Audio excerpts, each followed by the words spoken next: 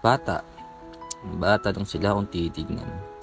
Marahil gusto lamang nila maglaro, magsaya, kasama yung barkada. Na kahit pagalitan na ni nanay, ayos lang.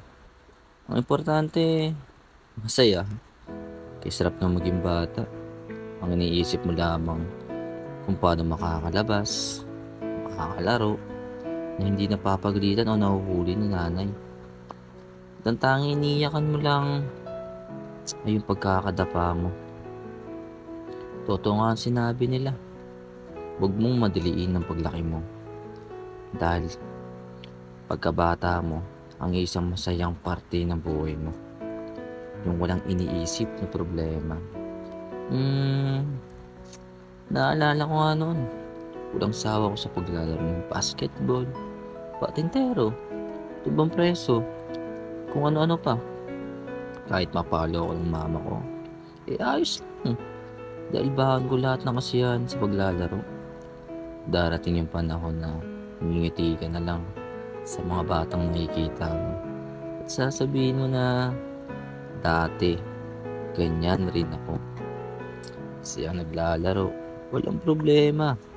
Walang iniisip na responsibilidad sa totoong hamon ng buhay. At ngayon, isa na rin akong tatay. Ginagawa at gagawin ko ang lahat ng makakaya ko para sa aking pamilya. Hindi diskarte kung paano kumikita ng pera para may bigyan ko ng magandang buhay ng pamilya kong binuo. Kaya ang payo ko sa mga kabataan, sulitin nyo ang pagiging isang bata.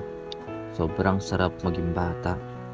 Dahil darating sa panahon na tilipas at tilipas, susubukan ninyo ang totoong buhay. Mapapasabi kayo na nasa realidad na ako. This is the reality. Hindi na pwede maglaro-laro at mag-time freeze. Ngayon, bilang tatay, sobrang nangungulila din ako sa mga kababata na tinuturi kong kapatid.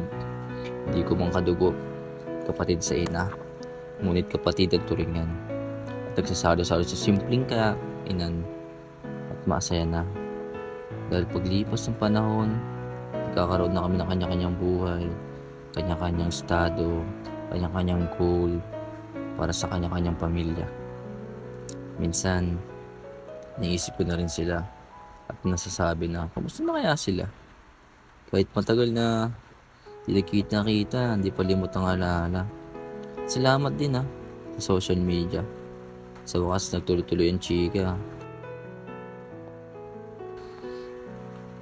Kaya ito lang ang sasabihin ko sa mga bata na nakikinig o makakapanood nito.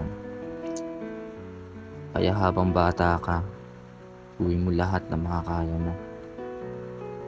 Kung saan ka sasaya, hindi na babalik yung nakaraan.